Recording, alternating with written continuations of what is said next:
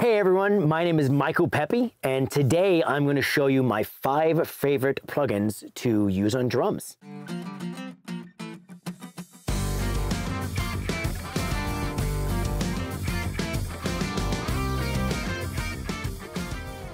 So the song I have up right now is named Introverted Hurricane by a band named The Hire. I produced their new record, and I produced this song and also mixed it. And I thought it would be a good example of which are my favorite drum plugins because I used a bunch of drum plugins that I really like on this drum production that we did for this song.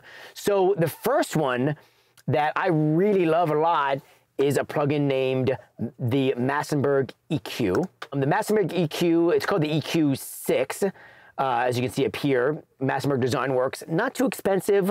The reason I like it so much, honestly, is because it is really transparent sounding, very surgical. In other words, I can get really specific with where I'm trying to boost or cut on each individual channel by using this plugin.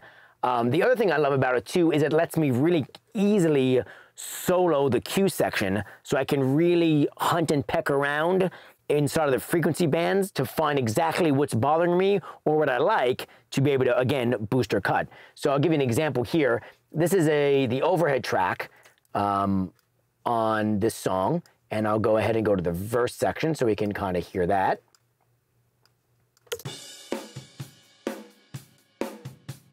So we can kind of hear, I already have this going, so let me go ahead and take it out. So we can hear, again, the high pass function is wonderful. You can just simply put it in. You can hear how clean it is. It doesn't change or shape the sound more than I want it to. It's not doing, there's no artifacts happening, which is wonderful. We can hear how we can solo the Q section simply by pressing the numeric number of what the EQ stands for. So in this case, the band 3, we can simply hit 3. And it instantly solos that Q band, which is amazing. And we can sift around to it and find what's bothering me. In this specific mix, I found 560 was the issue. And we can take it out and really easily just cut it. Same thing here again. If we're into band 4 and we want to hear what band 4 is doing, we simply hit 4 and it solos the band 4 for me and the Q section. Amazing. And it's so easy to just sift around inside of this plugin and find what we like and don't like and notch it out or boost it. And again, it's really transparent, really surgical. I'm a fan of plugins typically that aren't going to affect the sound more than I want it to. In other words, I really want to be in control of the equalizer. And this does everything I want to do and more. It's super fast, doesn't take up a whole lot of space on your DSP. And you can stack them heavy and your system really doesn't flinch at it. It's a wonderful plugin, probably my favorite EQ, probably overall, but specifically for drums. So the second plugin I like a lot is called Transient Master by Native Instruments. This plugin I like a lot because it's not a gate, it's a transient designer. And the difference in that is that you simply set the sustain for more or less, and you literally just get more or less sustain from the track. So this is a really quick and dirty plugin. It only does one thing pretty much, and it does it really well. So for instance, I'll play a kick drum track here. This is a kick in microphone on this song. And we can hear that sounds good, but we can hear something in between snares, a little hi-hat. We can simply take the sustain of this plugin and just turn it down, and all of a sudden it focuses the transient and makes that come to the forefront. We can also do it the opposite way and make it more sustainy and almost make the inside kick sound more like a room mic, right? So we have a lot of options in this plugin with simply one or two knobs. I mean, the fact that we just go from one side to the other side and we get that much difference is pretty cool. It's very versatile, but it's very easy to use. I like plugins that are easy to use. I don't want to be clicking around for hours on the screen. And this is one of my favorite ways to make space inside of drums and be able to dial transients a little harder, rather than using a gate and really chopping that transient, I like to just design it with a sustain instead. This plugin does it really easily. It's super cheap, very fast, very efficient. Again, doesn't take up a lot of space on your DSP, so you can use a lot of them and your system won't really feel it. Yeah, one of my favorite ways to design kicks, snares, and toms to be more powerful and in your face. So another one of my favorite drum plugins is dead easy, dead simple, and it's called Compressor. And it's by Waves, who make a lot of plugins and a lot of great plugins at that. The reason I like Compressor so much on drums is because of how easy it is. You can kind of see a pattern growing here. I like easy plugins most of the time. I like transparent plugins most of the time. This does both those things. It's easy to use, it's transparent, it's sort of a set it and forget it thing. It also comes with a lot of factory default presets that I like a lot, that are, again, you can click it, use it, set the threshold, close it out, it sounds good. This Compressor is on the overheads in this mix, and you can kind of hear what I'm doing, just affecting a few dBs of compression. And all I did was I loaded up the factory preset drums and adjusted the threshold from there. And you kind of hear what it does. It's just ever so slightly keeping the kick and snare specifically on that hi-hat in its place. And it's doing it in a really transparent way, a really easy to digest way. Again, a cheap plugin you can pick up from Waves. They've done an excellent job with it. It's been around for years now, and I've used it on every drum mix, I think, in the last few years. It's easy to use. Can't recommend it enough. Okay, a very, very important plugin that I use on all of my drum mixes is Harmonic Distortion by Soundtoys. This one is called the Devil Lock, and it's a really, really cool harmonic distortion module that I find responds wonderful to high transient things like drums. As a matter of fact, I almost can't imagine my drum sound without it nowadays, because I've used this plugin for so long. Soundtoys did such an amazing job, as they always do, but specifically with their harmonic distortion modules like Decapitator and Devil Lock. I mean, it's almost one of those things you kind of have to just hear to understand what it does, because I can talk about it all I want, but hearing is believing in this case. So let me play you a drum stem on this song without Devil Lock, and then I'm going to turn it on, and you kind of really hear the spatial quality, the depth, and the width it adds, all by distorting the drums just a bit. So here, this is a drum print without it. Sounds pretty good. Don't get me wrong, I like that. But then we add it in,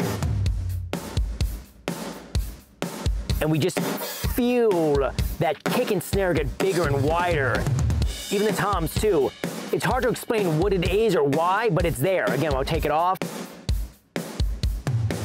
We'll turn it on.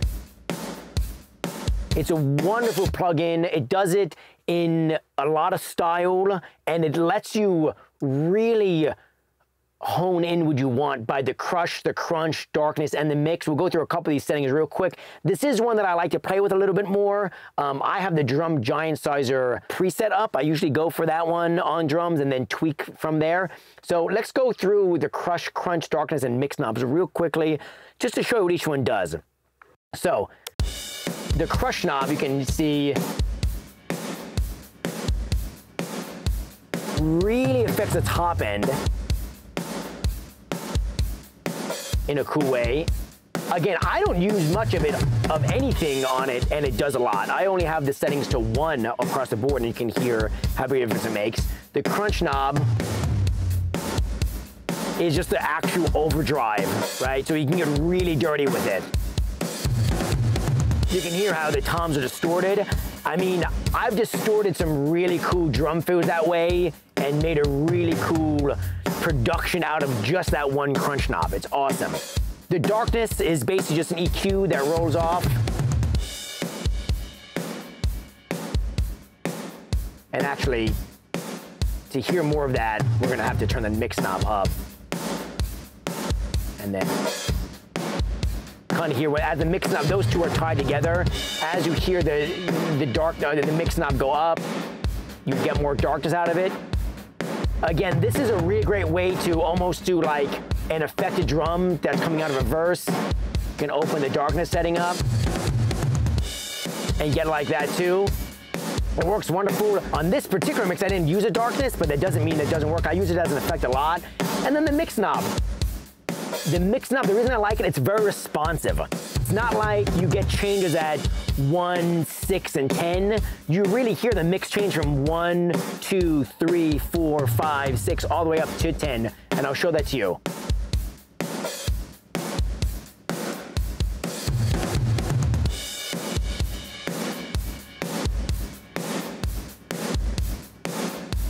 So again, it's a very versatile plugin. I mean, you can use this in so many facets.